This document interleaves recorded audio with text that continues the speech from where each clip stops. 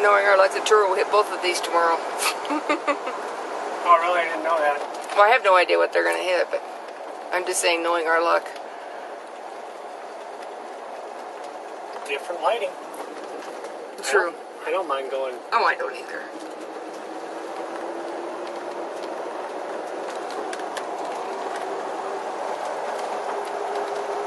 Going by Calcite Springs. We're at 6,500 feet. Deer. Oh, no, it's not a deer. Oh, goat. No, it's sheep. Sheep. Oh no, you're right. Bighorn sheep. Sorry.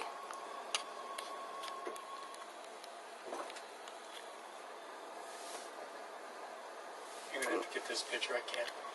I'm trying. Actually.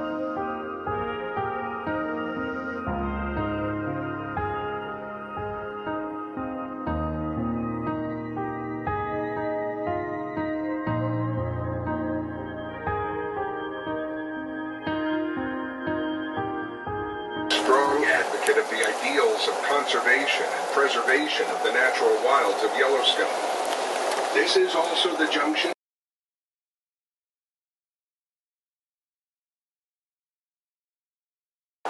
Oh, It never would shift down before. that's interesting. It might got hot enough to take all the varnish off. Is that good or bad then? Well, if it's shifting, it's working better than it did when I drove up.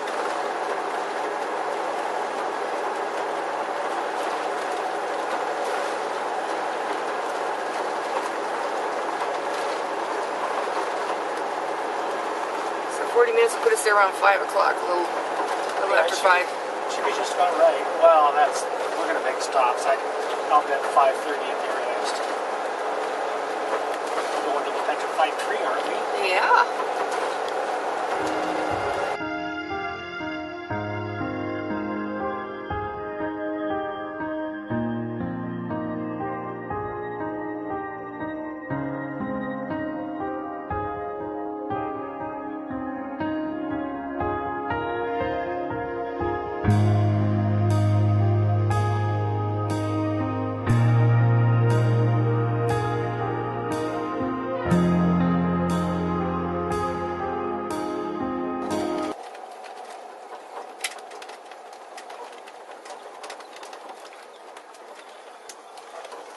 Good on my side, but you got a camper coming.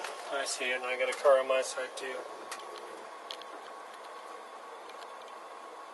Enjoyment of the people. However, in the beginning, the ethical vision for the park compared to the actions of the people running it were not quite aligned. The wolf is the absolute prime example of the reality not matching the idea. With no park service in place, Yellowstone was a lawless land, and its resources were abused. In 1880, the superintendent referred to ferocious wolves and snarling coyotes, and proudly boasted how their once bountiful numbers had been reduced to near extermination through hunting and poisoning. And this was the guy in charge of the place. The pelts of the animals were valuable, and hunters were even paid to kill wolves.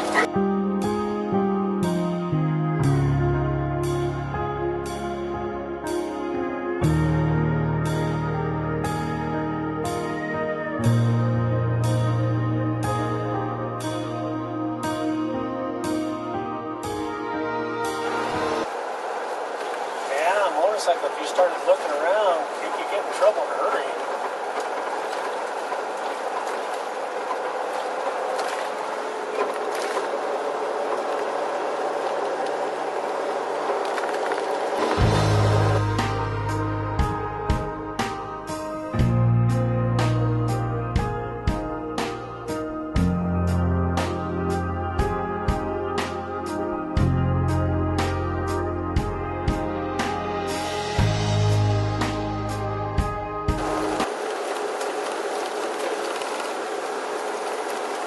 The strategy for restoring wolves was carefully planned.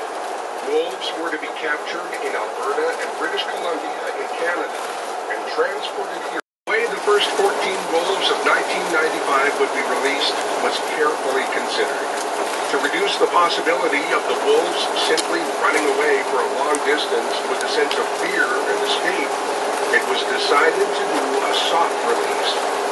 The new wolf groups were kept in 1-acre pens for 10 weeks to acclimate before being allowed into the wild. Food in the form of elk and deer carcasses were brought to them, but with an effort to minimize the association of the food with humans.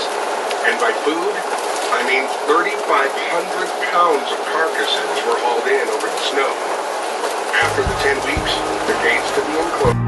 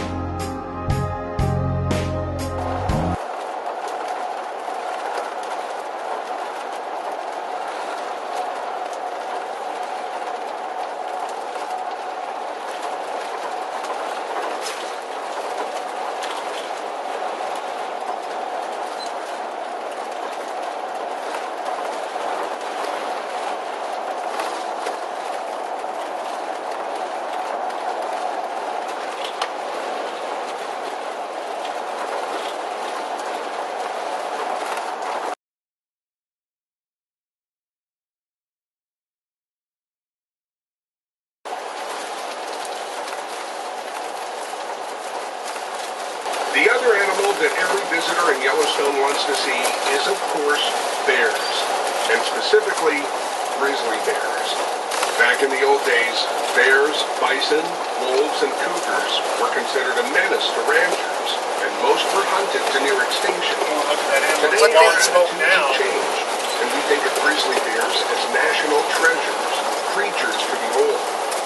The population seems to be recovering quite well now, with recent numbers estimated as high as 700 in the park. Some are looking for the grizzly bear to be delisted. That begs the question, what's the difference between a black bear and a grizzly bear? The old joke says Something right that along if the you're road, chased by a bear, climb a tree for safety. If the bear climbs the tree after you, it's a black bear. If the bear pushes the tree over, then it's a grizzly bear.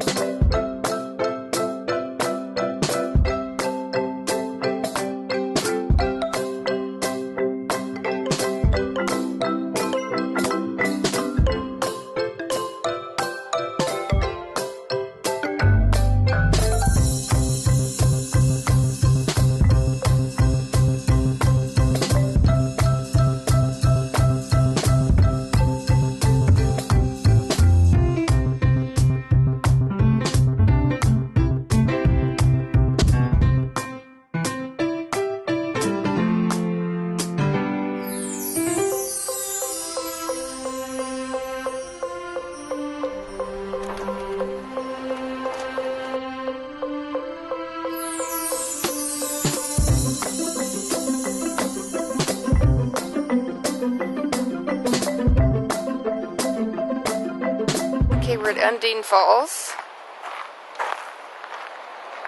You can hear water.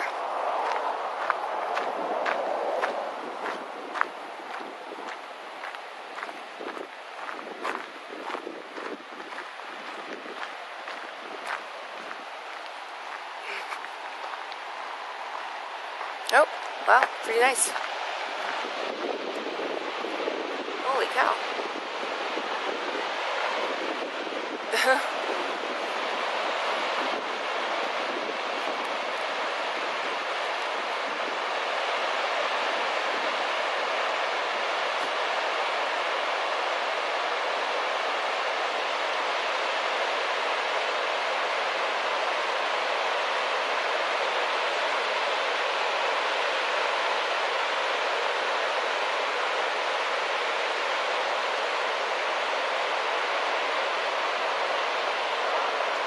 Yeah, it's kind of nice, huh?